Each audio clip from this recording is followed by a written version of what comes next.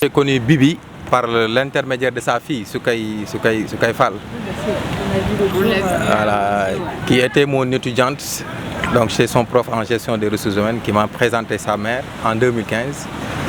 Donc Bibi, la présidente, quelqu'un qui est issu des îles du Saloum, une zone très défavorisée, donc qui s'est dit que moi, en tant que ressortissante des îles du Saloum, une fois que j'aurai les possibilités de faire quelque chose pour ces personnes, je le ferai.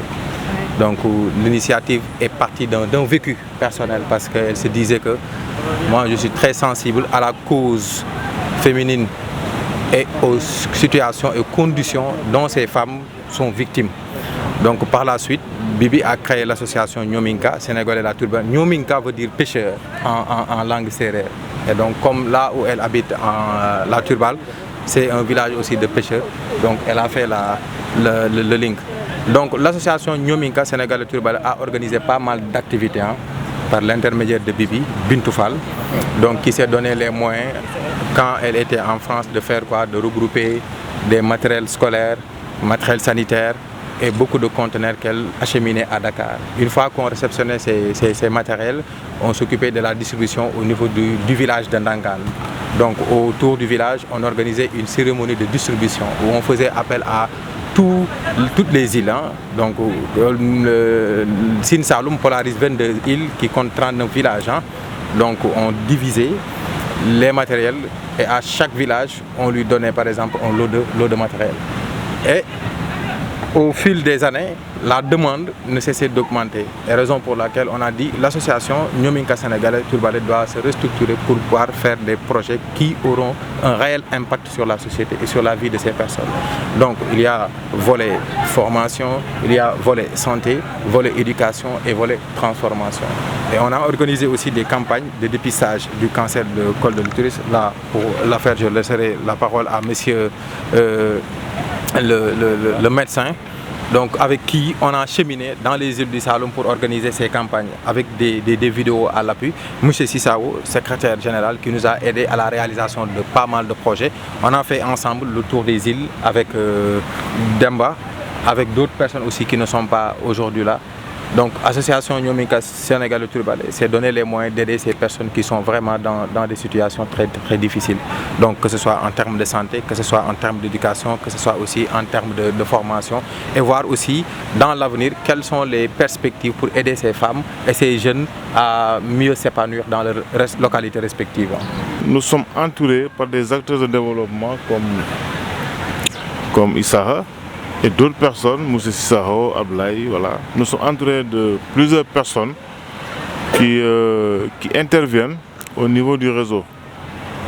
Nous avons connu Binta il y a 3 ans, vers 2019. On s'est connus à travers une amie qui nous l'a présentée en nous disant que c'est une dame qui s'est activée dans les îles du Saloum. Or que nous, on avait des projets dans ces îles-là, mais on n'avait pas encore l'opportunité d'y aller. Tout en sachant ces difficultés rencontrées par ces populations sur le plan inaccessibilité des soins, parce que quand on parle des îles, automatiquement, il y a des facteurs bloquants concernant l'offre de soins et l'accessibilité des soins, des structures de soins.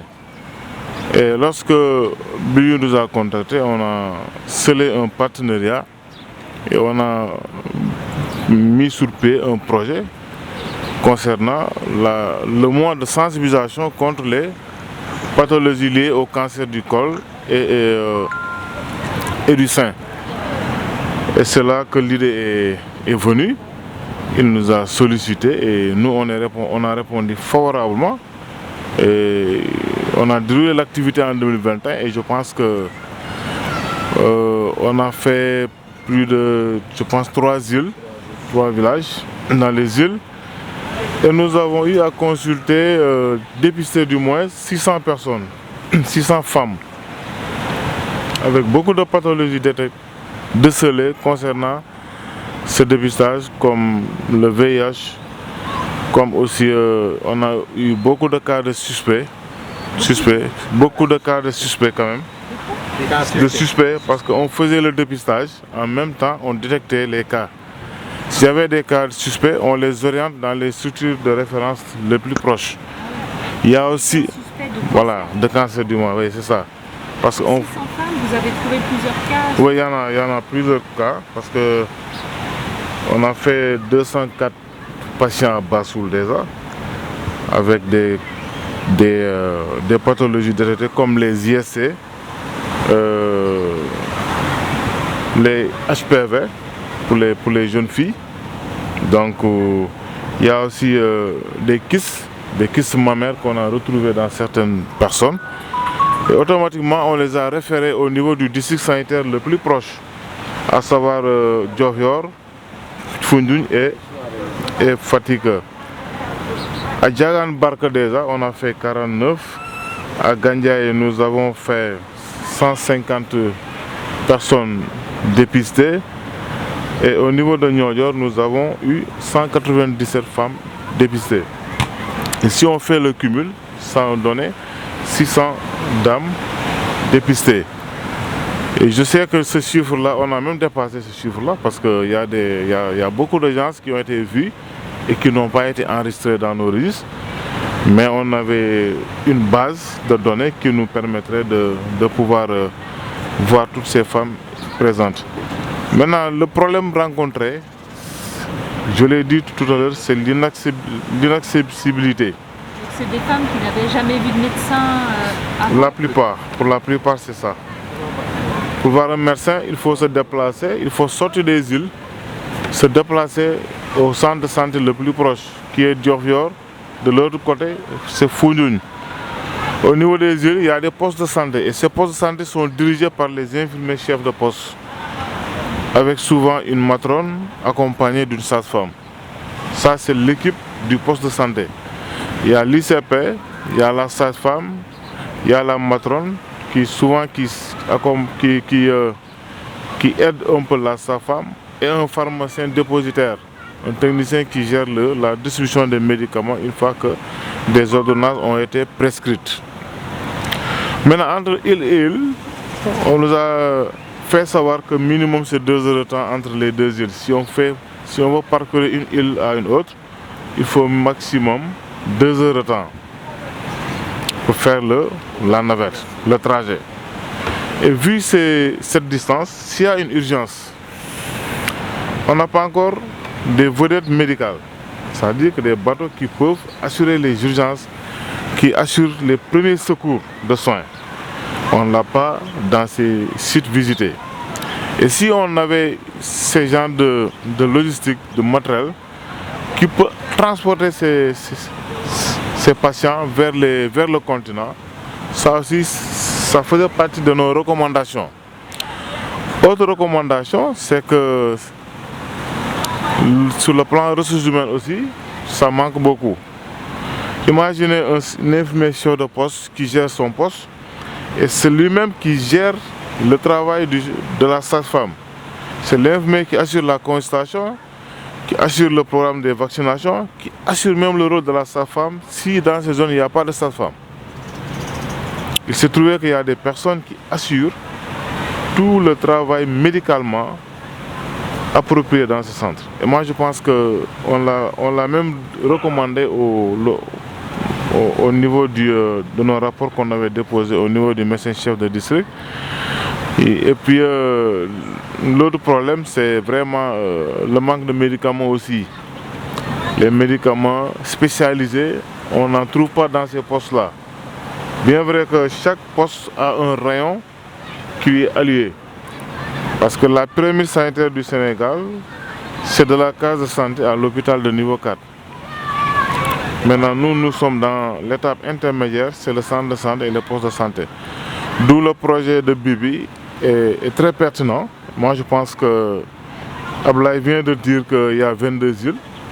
Et 22 îles, si on cumule le nombre de postes qui s'y trouvent, donc on peut dire qu'il y a encore...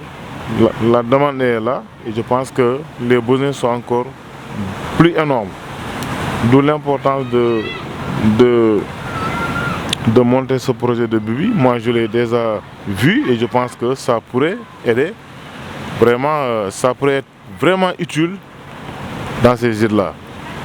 Donc, c'est très compliqué. Donc, il y a des femmes où, quand on les réfère même, ils n'ont pas les moyens de respecter leurs références.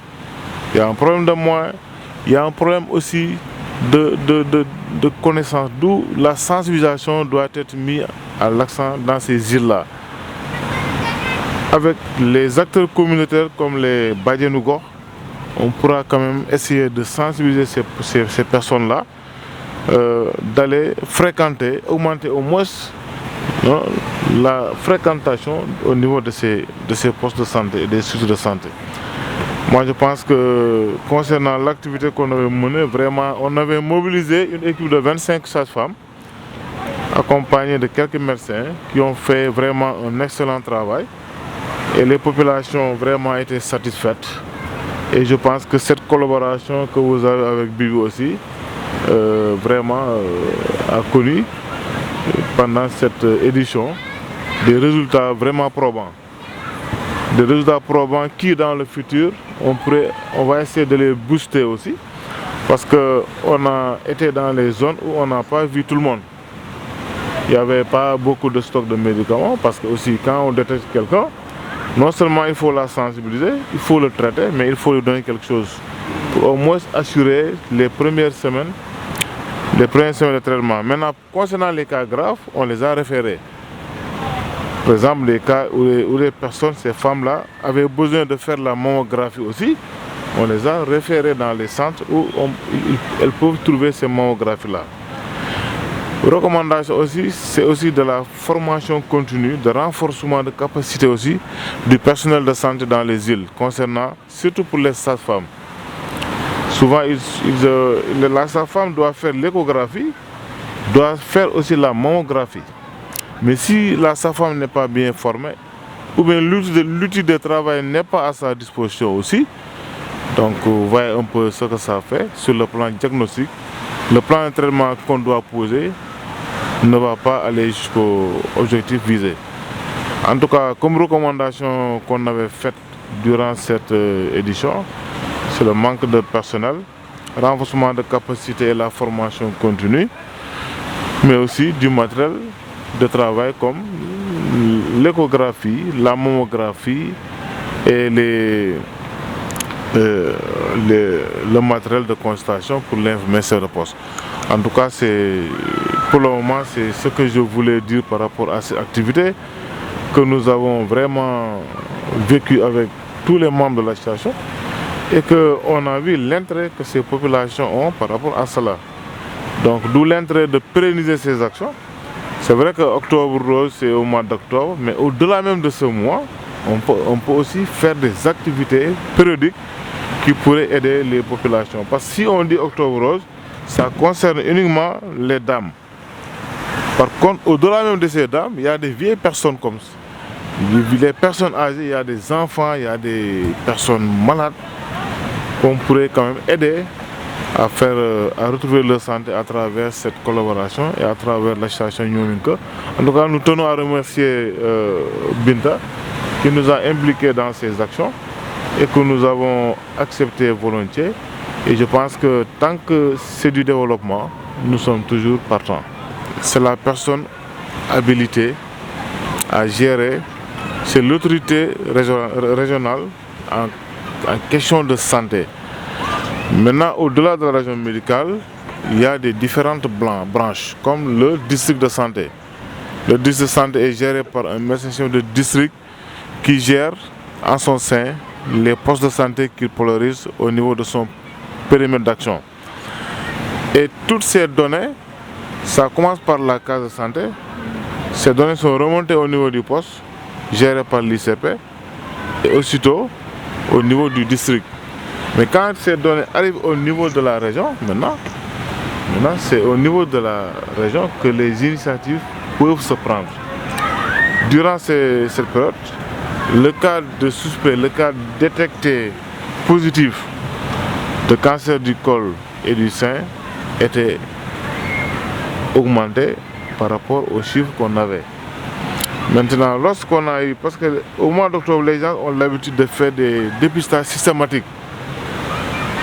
Quand on fait un dépistage systématique, on ne peut pas savoir qui a ou qui ne l'a pas. Dans ces séances de dépistage systématique, il y a toujours des personnes déjà atteintes qui n'ont pas besoin d'être dépistées. Ces personnes-là ont besoin uniquement d'être traitées. Parfois, on les prescrit une mammographie. Je pense que ça coûte ici au Sénégal actuellement 35 000, quelque chose comme ça.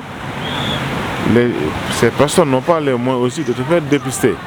Et si par cas suspect existe, le médecin ne peut pas aussitôt savoir son plan de traitement. C'est la mammographie qui va lui donner ce résultat pour pouvoir poser un plan de traitement concernant son patient. Donc c'est des cas récurrents qu'on retrouve, mais ces personnes-là ne le savent pas. Donc quand on fait ces dépistages systématiques, c'est à ce moment-là qu'on prend acte et qu'on sait ces différents cas détectés pour les orienter très tôt. Parce que le cancer se traite, mais quand on s'y met très tôt. Mais quand vraiment la maladie gagne du terrain aussi, là, je pense qu'on n'y pourra rien pour sauver cette personne-là. D'où l'importance de mettre l'accent sur la sensibilisation et la prévention aussi. Je pense que c'est à cause de ces données qu'on avait en 2021 concernant le nombre de personnes suspectes au niveau de la région qu'on a mis l'accent sur ce volet de dépistage. Le gasoil coûte très cher là-bas. Très cher. Et donc si vous n'avez pas les moyens de vous payer par exemple le carburant pour vous déplacer, ça c'est un facteur bloquant qui empêche ces personnes à se faire dépister. Et donc ce qui fait que il y a énormément de cas suspects, énormément de cas notés chez ces personnes, maintenant qui nécessitent aujourd'hui, comme il a dit, de faire des campagnes de sensibilisation, de renforcer par exemple ces structures sanitaires qui sont présentes dans les îles, et maintenant de permettre à des badjanogor, c'est-à-dire des dames qu'on implante, qui permettent par exemple aux autorités ou bien aux acteurs sanitaires de véhiculer le message. On l'appelle badjan, en français on dit tante. C'est une des tantes qui sont très connues et qui peuvent par exemple communiquer facilement avec les autres. Parce que aussi des parents relais, oui. C'est un terme qui est utilisé là-bas. Oui, parents relais. C'est des parents relais qui sont utilisés. Ils s'appuient sur la communauté. Parce que ce sont des maladies tabous que les gens ne veulent pas dire quelque part. Donc il faut des parents relais qui vont vers ces personnes, aller les informer, les sensibiliser de l'importance et de la difficulté de ces maladies pour que ces personnes puissent sortir de leur zone de confort et venir vers nous pour qu'on puisse les aider, quoi. On va devoir partager même les images avec vous, si toutefois la traduction ne pose pas problème, parce que les femmes souffrent là-bas dans les îles du Saloum et que je pense que ce que le médecin a dit, et pour y ajouter, ce serait énormément difficile.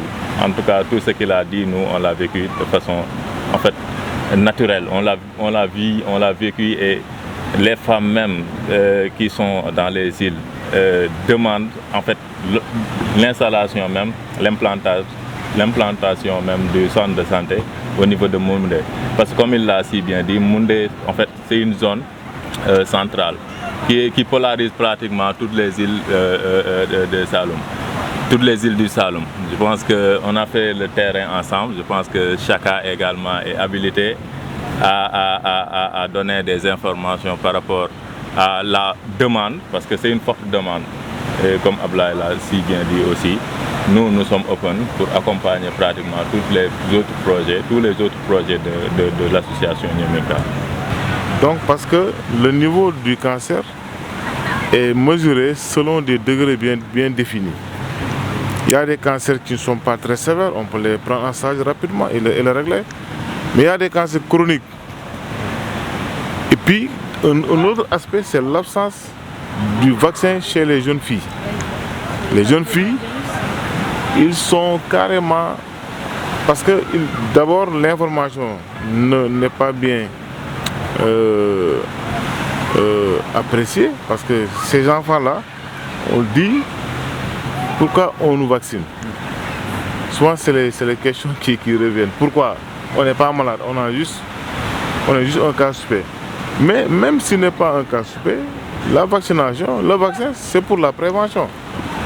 Le vaccin, sert pour la prévention. C'est-à-dire il faut les vacciner pour que, une fois que vraiment ce cancer-là leur affecte, que les dégâts seront amoindris un tout petit peu. Ça, c'est le but du vaccin. Le vaccin, c'est prévenir. Autre maladie détectée, c'est l'hypertension artérielle. Bien vrai qu'on s'était focalisé sur le cancer, mais il y a d'autres maladies, le diabète et l'hypertension artérielle, qui prennent beaucoup de terrain chez nos populations, à cause de l'alimentation, à cause de l'accès facile du sel, il y a beaucoup de facteurs qu'on peut énumérer, mais peut-être prochaine fois, on va inclure ces genres de pathologies-là pour pouvoir ratisser large. Parce que c'est des maladies liées, le diabète et l'hypertension artérielle, à peu près c'est la même chose, et plus tard l'insuffisance rénale.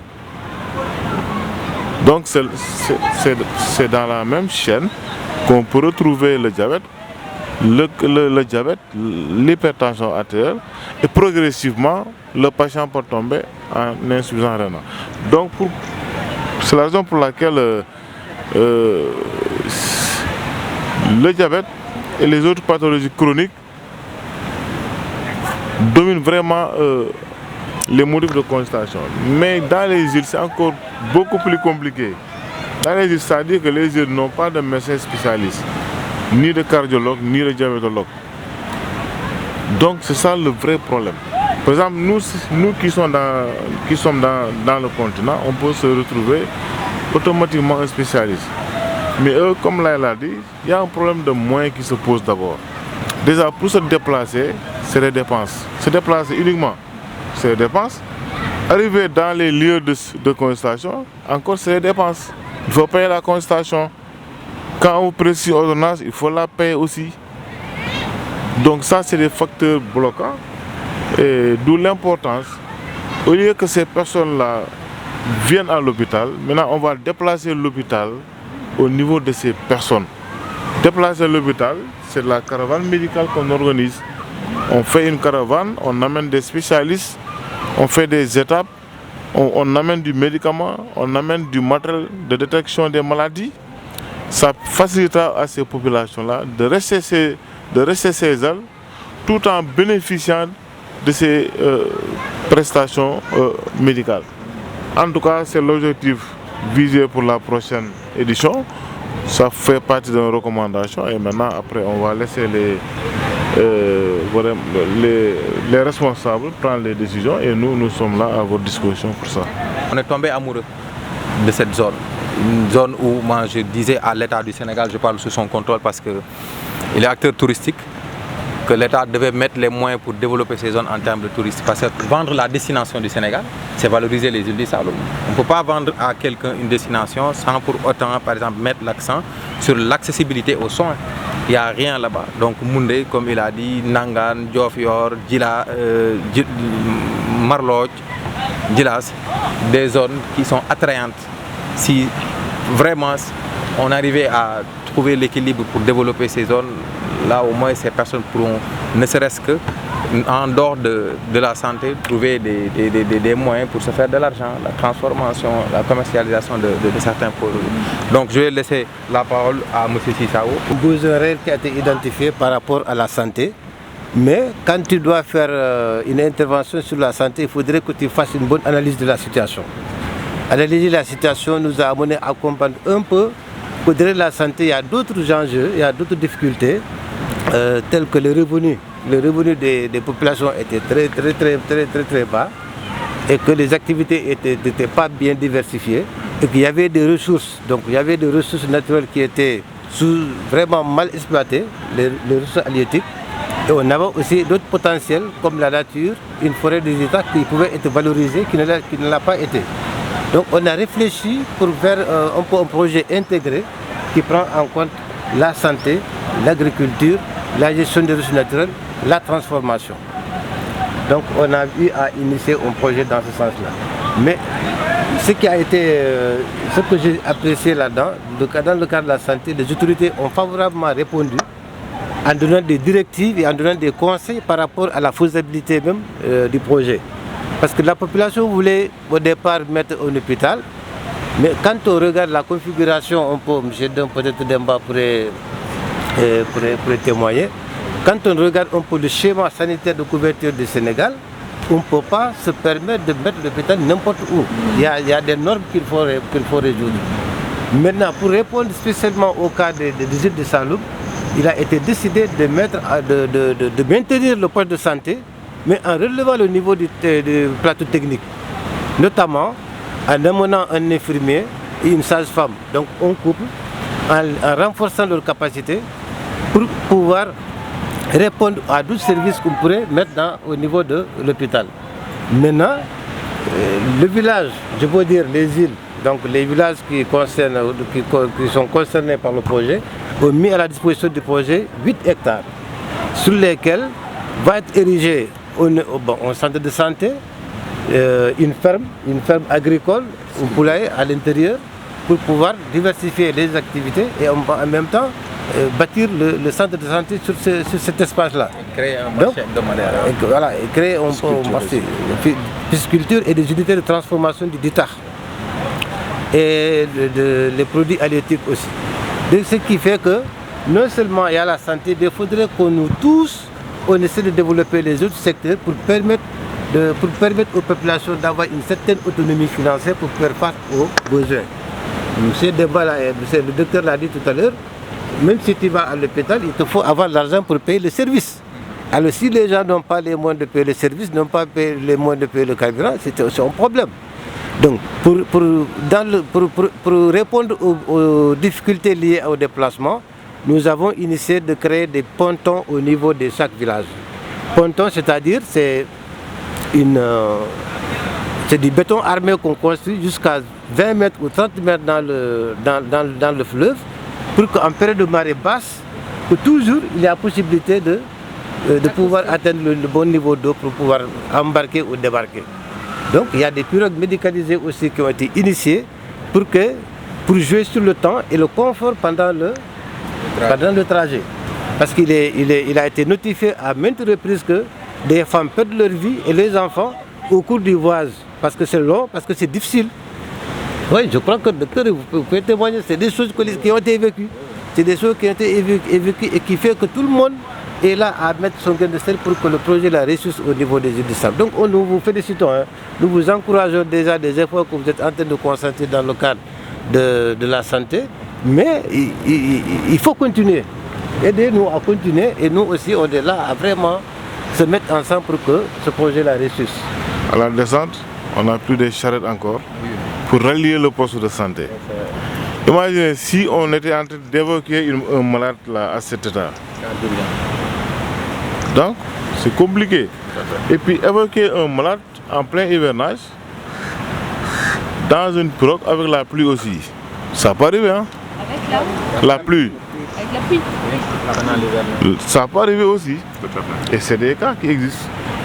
Donc beaucoup de femmes ont perdu la vie à cause de ce trajet-là.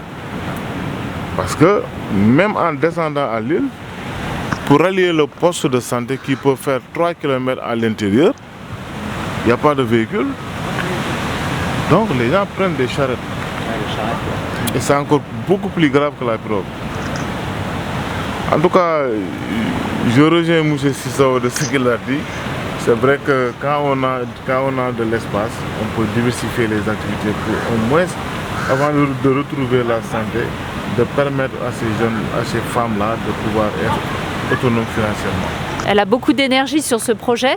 Elle en parle avec beaucoup de force. Elle pleure même quand elle parle. Quand elle vient nous voir, hein, Bibi, tant qu'elle nous a pas parlé, elle s'en va pas. Hein. Elle reste jusqu'au bout. Et elle fait un travail formidable. Elle s'est mobilisée. Elle s'est mobilisée ici. Merci hein, d'être venue à notre rencontre. Hein. On voit que le projet est porté. Et nous, demain, on a une rencontre avec nos autorités diplomatiques parce que c'est important quand on fait de la coopération que les autorités diplomatiques, alors la française, soient au courant de ce que les associations développent en termes d'accès à la santé.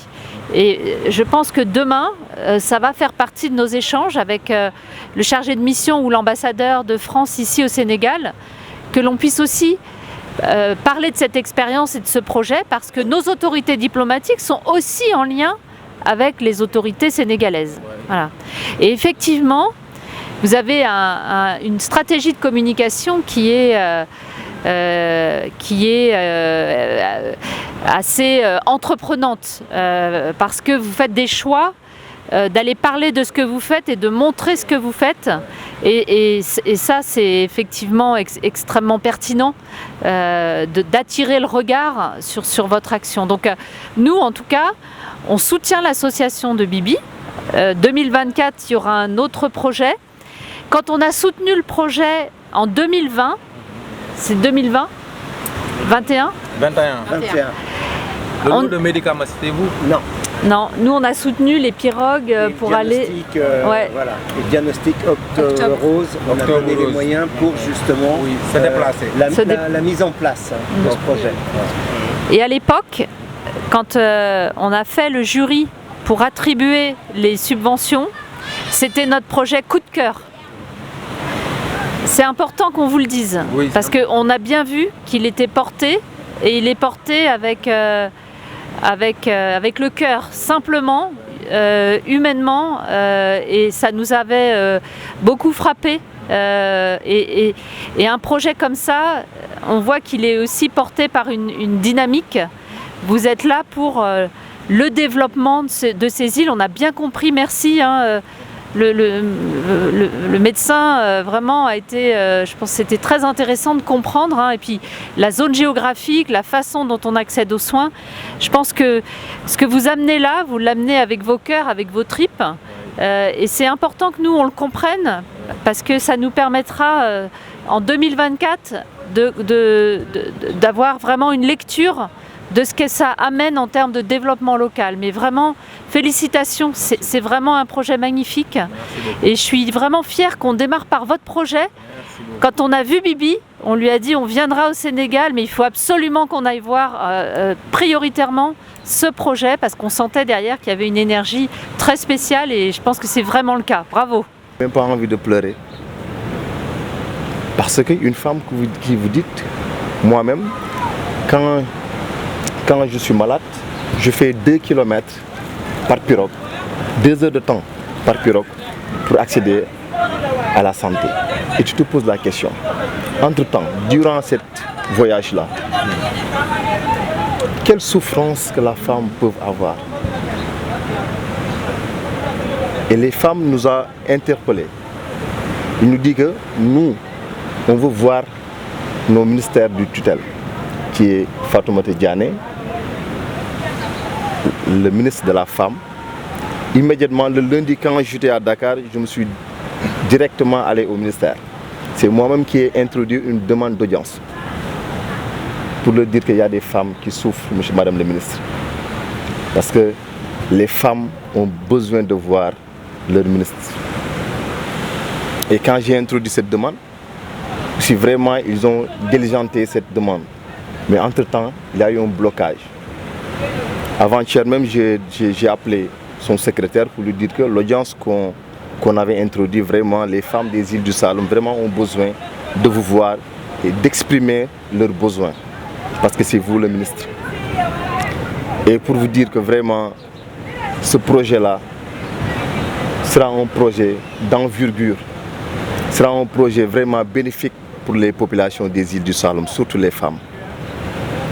Et on vous tend la main et on vous demande de se concentrer sur ce projet-là. Parce que Bibi tient vraiment à ce projet. Les Sénégalais aussi, ils tiennent vraiment à ce que vous apportez votre contribution, votre soutien et votre expertise dans ce qu'on est en train de faire. Parce que vous voyez ces gens-là, c'est des bonnes volontés, on ne paye personne. On a la volonté d'aider notre population. On a la volonté de relever des challenges, des luttes. On sait très bien que nous, on n'a pas de problème parce qu'on est de Dakar. Mais les gens qui sont dans les îles du Saloum, ils souffrent énormément. D'abord, c'est l'enclavement. Les îles sont très enclavées. Ils n'ont pas accès à toutes choses par rapport à nous qui sommes à Dakar. Donc, Vraiment, on vous tend la main encore une fois. Caroline, hein, vous tous, on vous tend la main. Et de venir aider ces femmes-là et ces enfants aussi et le projet qu'on est en train de faire. Bon, on vous remercie aussi, on vous souhaite bienvenue au Sénégal et j'en suis sûr et certain que vous ne regretterez pas le fait de venir au Sénégal, le fait de porter ce projet, d'apporter votre soutien à ce projet. Inch'Allah, on fera tout le nécessaire pour que vous puissiez visiter aussi encore le Sénégal, qui est un pays de la Teranga, un pays vraiment accueillant, chaleureux et un pays aussi de paix. Merci beaucoup, on vous remercie. Merci à tout le monde. Je ne devrais même pas intervenir parce que je pense que les personnes qui sont là, qui ont déjà intervenu, ont dit l'essentiel. Donc, c'est des gens qui sont très engagés et qui sont engagés depuis très très longtemps. Moi, j'ai rejoint en tout cas l'initiative à travers Abdoulaye Kane, qui est un ami dans la vie et un collaborateur aussi dans le professionnel, le côté professionnel. Et aussi, on a eu à travailler sur d'autres projets de développement. Donc, quand je l'ai entendu parler de cette association-là, je me suis dit qu'au moins par la présence, je serai là. Et si je peux apporter quelque chose, et par le hasard des choses, il se trouve que depuis décembre, je suis en train d'exploiter justement un projet d'écologie dans la région du Sine Saloum. Donc ça m'a rattrapé, l'histoire m'a rattrapé un tout petit peu quoi. Et je vais le prendre dans l'angle touristique. Vous savez, le tourisme, c'est la sécurité. Et la santé fait partie de la sécurité.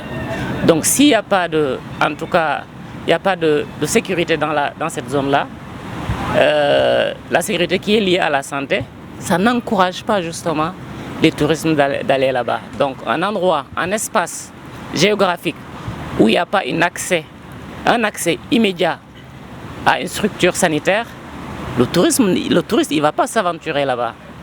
Donc je dis que les autorités, s'ils avaient compris cela, ils ne vont pas parler du développement touristique dans les îles du Saloum sans pour autant, en tout cas, attaquer les préoccupations, les vraies préoccupations liées à l'enclavement, que vous venez de dire, mais liées aussi à l'accès à la santé. Ça, c'est le premier point. Le deuxième point, c'est la population locale. Parce que pour développer le tourisme, on doit s'appuyer sur une population locale. Si cette population locale-là n'a pas une situation sanitaire assez confortable, assez vraiment effective, il ne pourra pas se préoccuper de tout ce qui est tourisme. Donc vous voyez que les deux choses sont quand même liées. Donc j'appuie juste sur ce qu'il vient de dire aussi. Je pense que la santé, c'est l'économie de vie. En fait, c'est la vie. Donc, si vous venez ici au Sénégal pour, en tout cas, accompagner des projets de développement, en tout cas, rien n'est plus urgent, rien n'est plus important que le secteur de la santé. Donc, vraiment, je vous exhorte, je vous encourage et en tout cas, je vous recommande vraiment d'orienter vos accompagnements ou en tout cas votre volonté d'accompagner des projets vers le secteur de la santé, le développement en général, mais la santé est quand même la base de tout cela. Je ne vais pas vraiment parler trop longtemps. J'ai la chance en tout cas de connaître les deux mondes, le monde occidental où on est en train de penser maintenant à autre chose et l'Afrique, le Sénégal en particulier, la région du Sine Saloum dont je suis originaire d'ailleurs, hein. Moi je suis né à Fatick, la capitale, au niveau de la capitale régionale, donc je connais les problématiques et le défi est national, le défi est international même. Nous devons contribuer, nous devons participer, mais si nous avons des gens comme vous qui viennent aussi pour en tout cas comprendre ce qui se passe, de surplus apporter des solutions ou apporter en tout cas une modeste contribution, moi je vous dis merci, je vous félicite et je dis que là où vous mettez votre pied, c'est vraiment là où vous devez le mettre, comme on dit, pour faire la traduction littérale en Wolof en disant que vraiment vous êtes sur la bonne voie et nous sommes très disponibles pour en tout cas travailler ensemble avec vous, que ce soit dans tous les sens. En tout cas, je vous remercie.